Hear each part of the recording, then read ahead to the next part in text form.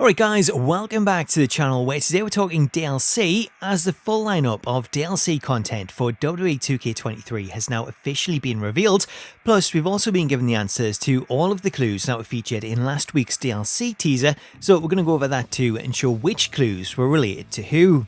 So let's start off by taking a look at this year's official DLC lineup, which consists of 24 superstars spread across 5 DLC packs, which is set to release between April 19th and August 16th.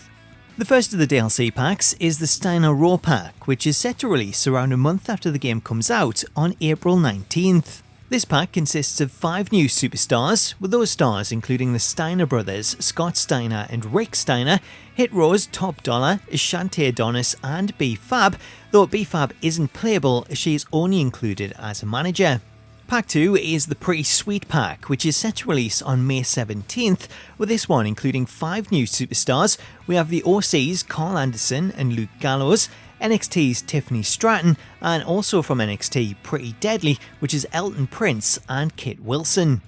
Moving on to pack number 3, we have the Race to NXT pack, which is due to release on June 14th, with this one including WWE legend Harley Race, Nile of the Diamond Mine, Wendy Choo, Tony D'Angelo and Trick Williams.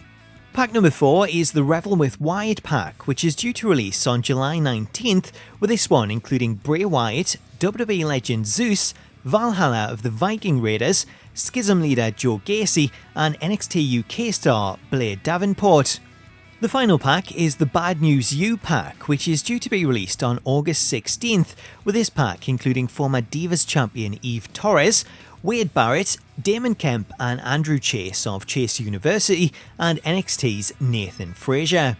So that's all 5 DLC packs. If you want to pick up the DLC, all of the packs can be purchased individually upon release, or if you decide that you want them all, then you can pick up the Season Pass, which includes all 5 packs for a discounted price. Also included as part of the Season Pass is the My Rise Mega Boost DLC, which gives you 200 additional attribute points to use in My Rise, and then also included is the Supercharger DLC, which will allow you to unlock all of the locked WWE Legends upon release.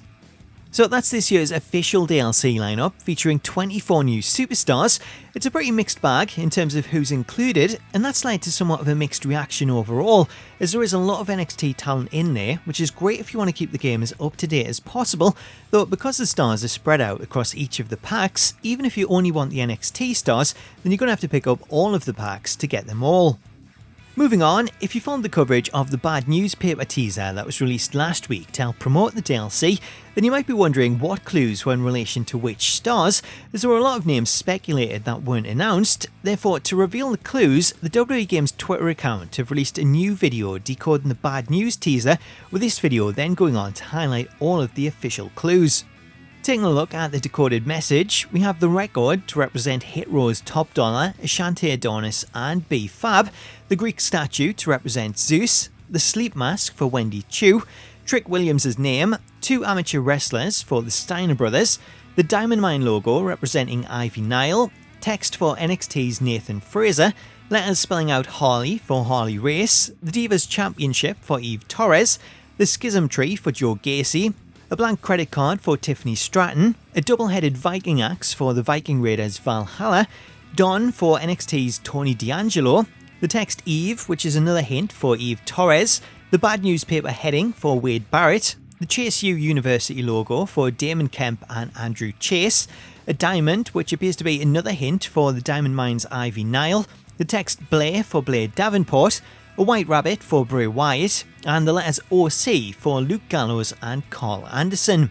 Of the clues that were highlighted, only Pretty Deadly's clue was missing, though that one was the Yes Boys text that I've highlighted here. So that's all of the official clues. However, there does seem to be a few red herrings in there, as we have text that appeared to hint at Carlito and Luna Vachon, though none of those stars were listed as part of the announced DLC. Overall, I've really enjoyed the DLC tease. I think it's been a fun way to hype the DLC and get the community involved, though the downside to teasing the DLC like this is that you do end up with a huge list of potential DLC, and then when the official announcement comes, you can't help but feel a little bit disappointed when so many of those names aren't announced. Going back to the DLC list, here's the full DLC lineup once again and all of the release dates. As for anything else, the website does state that they're delivering new playable characters and content all year long, though the DLC is only listed from April to August, therefore it'll be interesting to see if anything else is announced or whether that note refers to additional updates via patches or potential updates in my faction.